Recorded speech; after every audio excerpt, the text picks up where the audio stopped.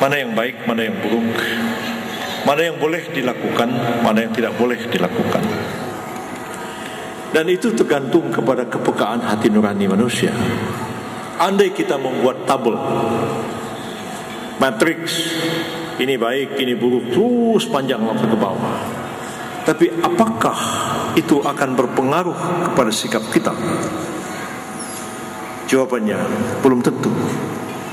Karena pengetahuan seseorang tentang sesuatu tidaklah berbanding lurus dengan kesadarannya. Dokter tahu bahwa merokok itu tidak baik bagi kesehatan, tapi ada aja dokter yang merokok. Polisi, jaksa dan hakim tahu bahwa ini tidak boleh menurut hukum, tapi mereka dengan mudah mengabaikan dan melanggarnya. Pengetahuan tidak berbanding lurus dengan kesadaran, apalagi kepatuhan. Kalau di dunia ini kita banyak-banyak adakan polisi, adakan jaksa, adakan hakim, alangkah susahnya mengontrol perilaku manusia. Tapi konsen, kesadaran hati nurani itulah yang mendorong orang patuh pada sesuatu. Bukan karena dia takut sama polisi, bukan karena takut sama jaksa, sama hakim, tapi kesadaran hati nuraninya lah yang mengatakan saya tidak mau melakukan itu. Itu bertentangan dengan konsen, kesadaran hati nurani saya. Kalaupun semua manusia bisa ditipu, ada yang tidak dapat ditipu. Ada Allah yang maha melihat, maha mendengar, lagi maha mengetahui. Itulah intisari daripada iman, mengontrol perilaku, mengendalikan perilaku kita sebagai manusia. Lalu Al-Quran mengatakan watawassaw bil haqq watawassaw bis sabr. Saling nasihat menasihati dalam soal kebenaran dan nasihat menasihati dalam soal kesabaran. Ini juga tidak mudah, karena banyak orang yang tidak suka dengan kebenaran dan tidak mau mendengar kebenaran itu. Mereka mengabaikan dan melalaikannya. Lebih-lebih dalam kehidupan bermasyarakat, berbangsa dan bernegara seperti kita ini. Ada orang-orang yang atas izin Allah diberikan amanat memegang tampuk kekuasaan.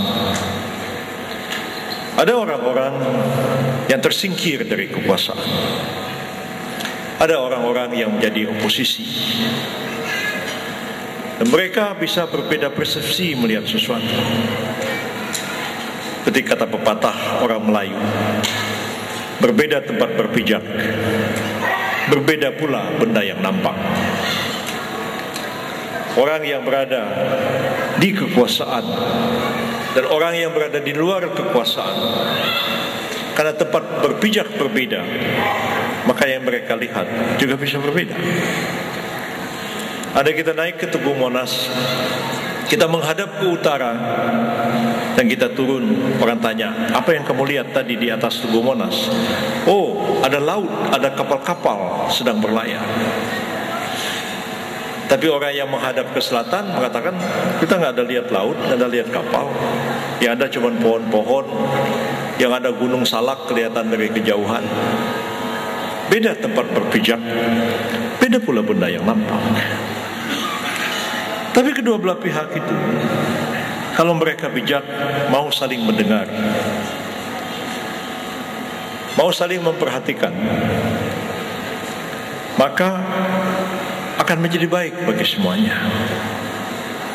Kita ini hidup dalam sebuah negara, dan kita adalah sebuah bangsa, dan yakin kita bangsa kita ini adalah bangsa yang besar. Bangsa ini pluralistik, majemuk, berbeda-beda satu dengan yang lain. Dan mungkin kita ini bangsa yang paling majemuk di muka bumi ini. Orang Arab saja yang tidak majemuk, bahasanya satu. Mulai dari Maroko sampai ke Irak, bahasanya satu, bahasa Arab. Kalau kita pergi ke Aceh, di Aceh itu sendiri ada 11 bahasa.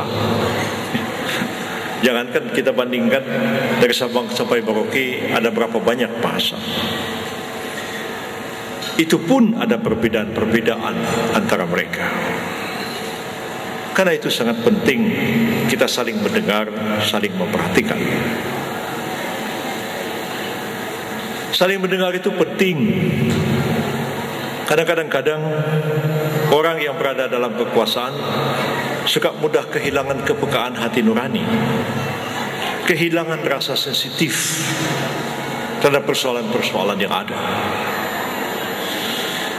Sekarang ini kita agak reda sebentar karena kita bulan puasa. Coba kalau bukan bulan puasa, pasti riuh rendah politik kita ini. Mestinya pemerintah yang dibebani amanah untuk membangun mesejahterakan rakyat dapat lebih fokus menyelesaikan persoalan-persoalan itu. Kita tahu angka pengangguran makin bertambah, PHK terjadi di mana-mana, hutang luar negeri meningkat dengan kecepatan yang luar biasa.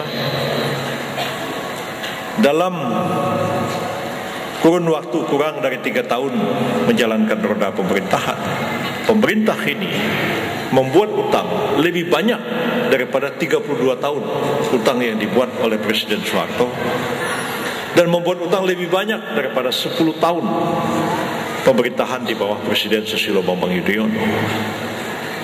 Dan ini sudah berada di ambang kritis, karena ini akan menjadi beban bagi pemerintahan yang akan datang. Bagaimana caranya membayar utang yang begitu besar sekarang ini? Dulu kita selalu mengeledek Pak Harto. Pak Harto dikasih gelar Bapak Pembangunan. Lalu orang ketawa. Saya juga bisa membangun kalau minjem duit. Saya juga bisa bikin rumah, bisa beli mobil, bisa bikin apa aja kalau duitnya dipinjemin orang. Sekarang pinjaman itu sudah sangat luar biasa besarnya dan menjadi beban tidak saja bagi pemerintah yang akan datang, bagi kita sebagai rakyat, tapi juga bagi anak cucu kita di waktu-waktu yang akan datang. Sementara kita lihat politik terus gonjang-ganjing gak karuan-karuan. Padahal tidak ada satu pemerintahan bisa jalan tanpa adanya stabilitas sosial dan politik. Ini bukan teori Orde Baru, ini teori di mana-mana. Tapi sekarang keadaan itu terus mencekam begini. Ya, penegakan hukum makin hari makin jauh dari apa yang kita harapkan. Pada orang-orang tertentu seperti diistimewakan, seperti dibiarkan. Kalau sudah bicara Pak Ahok, sepertinya semuanya benar. Ya, Pak Ahok dituduh sumber waras, mau klarifikasi kepada KPK, KPK terima dengan baik. Datang giliran Amin Rais, mau klarifikasi nggak diterima. Tapi itu apa ini negara? Kalau orang lain begini nggak boleh, orang lain. Lalu timbul perasaan ada ketidakadilan. Ketidakadilan itu soal yang sangat sensitif dalam kehidupan politik dan hukum juga. Para ahli hukum Islam mengatakan esensi dari syariah adalah al-adalah. Esensi syariah adalah keadilan. Bahkan Islam itu sendiri dikatakan ad-dinul adalah. Islam itu sendiri adalah agama keadilan. Kalau keadilan terusik, orang diam, lama-lama makin kesel, maka terjadilah aksi-aksi damai yang digerakkan oleh para mubalik, para kiai, para habib, para ulama. Aksi damai 1, 2, 3 terus. Reda sekarang sama bulan puasa. Lalu timbul pula isu tentang kriminalisasi. Itu artinya membuat sesuatu yang sebelumnya bukan kejahatan jadi kejahatan. Misalnya selama ini orang boleh menangkap kepiting bertelur, boleh, nggak ada larangan apa-apa. Tapi besok pemerintah dan DPR bikin undang-undang, barang siapa dengan sengaja menangkap kepiting yang sedang bertelur di alam bebas dipidana selama-lamanya 5 tahun penjara atau denda sebanyak-banyaknya 1 miliar rupiah. Itu namanya kriminalisasi terhadap orang nangkap kepiting bertelur. Karena sebelumnya bukan kejahatan, tapi disahkan undang-undang dia jadi kejahatan. Jadi kadang-kadang ini kriminalisasi terhadap Habib Rizik atau kriminalisasi terhadap ulama. Sebenarnya istilah itu bagi orang belajar hukum seperti saya membingungkan, maksudnya ini apa gitu. Karena yang kita pahami kriminalisasi seperti yang saya terangkan tadi. Ini bahasanya wartawan, bahasanya koran. Tapi mungkin yang mereka maksud kriminalisasi itu adalah mencari-cari kesalahan orang, cari-cari kesalahan, lalu kemudian ada alasan untuk diperiksa, dinyatakan tersangka, ditahan, diadili. Mungkin itu yang dimaksud dari kriminalisasi sekarang. Bukan hanya kepada para mubalik, para habib dan para ulama, tapi juga terhadap para aktivis, mulai Pak Sri Bintang Pamungkas sampai Ibu Rahmawati Soekarno Putri. Tuduhannya apa? Makar. Saya baca-baca KUHP terjemahan bahasa Indonesia dan saya cross check ke KUHP bahasa Belanda. Kadang-kadang saya tanya-tanya juga ya. Padahal terjemahan itu belum tentu cocok dengan teks aslinya. Ya, kalau saya mahasiswa hukum yang masih diajari bahasa Belanda, mungkin yang sekarang udah nggak lagi. Ya, jadi kata-kata anslag dalam bahasa Belanda itu ada unsur kekerasan. Barang siapa dengan sengaja ingin membunuh Ratu Belanda, sebenarnya bukan presiden, ya, membunuh Ratu Belanda atau membuat Ratu tidak dapat menjalankan kekuasaannya secara normal, atau ingin memisahkan sebagian dari wilayah Belanda atau wilayah Hindia Belanda, dipidana dengan perbuatan anslag. Jadi ada unsur kekerasan. Pertanyaan saya, apakah Ibu Rahmawati, Ratna Sarumpait dan lain-lainnya itu, Sri Bintang Pamungkas, Kiflan, Aditya Warman, apa memang mau membunuh presiden? Apa memang mau menggunakan kekerasan membuat presiden itu tidak dapat menjalankan kekuasaannya? Sepanjang yang saya pahami, jauh daripada itu. Semuanya dibilang makar. Diterjemahkan makar ke dalam bahasa Indonesia dalam KUHP itu. Dan Ratu Belanda itu diterjemahkan Presiden Republik Indonesia. Jadi kadang-kadang jadi persoalan juga ya, apakah hakim mengadili orang dengan KUHP terjemahan itu sah atau tidak tuh keputusan hakimnya itu.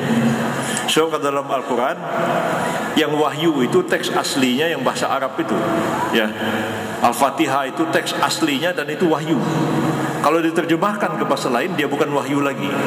Makanya kalau orang sholat 5 waktu pakai bahasa Indonesia atau pakai bahasa Madura misalnya, otomatis 100% tidak sah sholatnya itu, karena dia bukan membaca wahyu.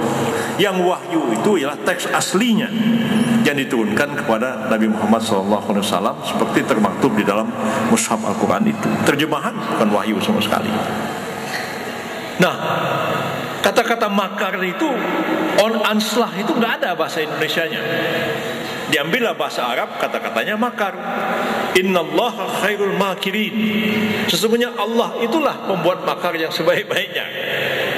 Alasan begini, Rasulullah karena terus-terus diteror sama orang-orang Quraisy, ingin hijrah ke Yasrib, ke Madinah.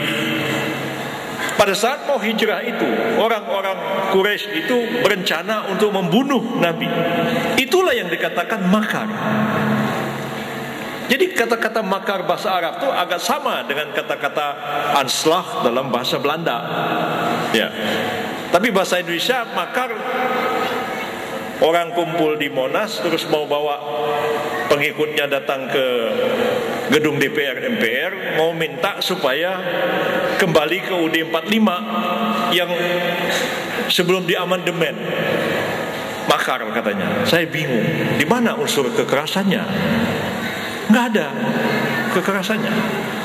Jadi saya berpendapat ya, kalau beliau-beliau ini diadili ke pengadilan, bisa mentah itu dakwaan.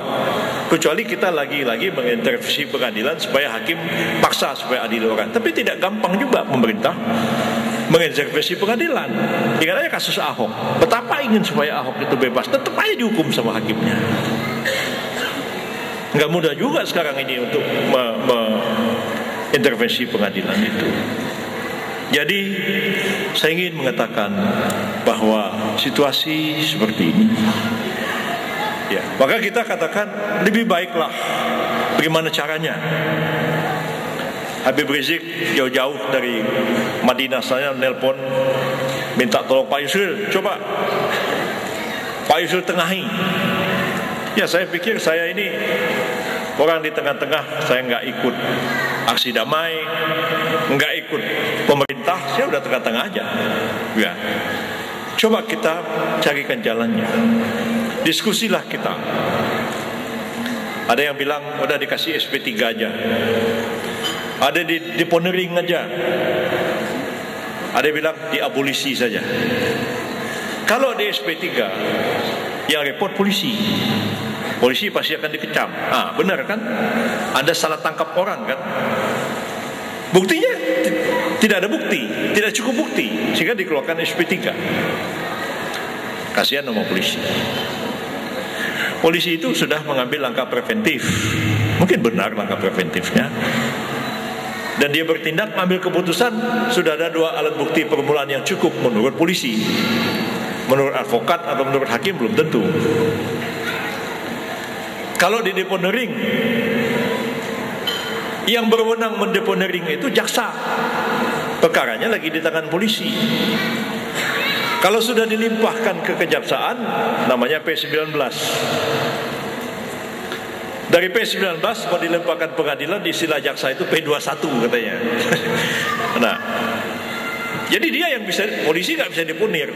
Deponir itu jaksa. Lalu bilang abolisi aja. Itu mungkin. Kalau amnesti itu bisa sebelum dituntut, sedang dituntut, sudah dihukum dikasih amnesti. Tapi kalau abolisi, perkara itu belum dituntut sama sekali. Ya. Lo tanya sama saya, katanya gimana nanti kalau sudah dikasih abolisi, nanti ngelawanlah pemerintah lagi. Ya, saya bilang saya pengalaman ngurusin abolisi ini. Ya, baik di zaman Gus Dur maupun di zaman Pak SBY, kita memberikan amnesti dan abolisi terhadap seluruh orang yang terlibat dalam gerakan Aceh Merdeka, GAM. Saya draft sendiri itu sampai jadi amnestinya itu. Tapi saya ada satu kata-kata mengatakan amnesti dan abolisi ini menjadi gugur demi hukum apabila mereka yang diberikan amnesti dan abolisi kembali terlibat dalam gerakan bersenjata melawan negara Republik Indonesia. Jadi orang GAM itu seketika dia berontak lagi, batal, langsung ditangkap semua. Saya bilang, kenapa gak dikasih sama Rizik? Bib, gini loh, kasih abolisi.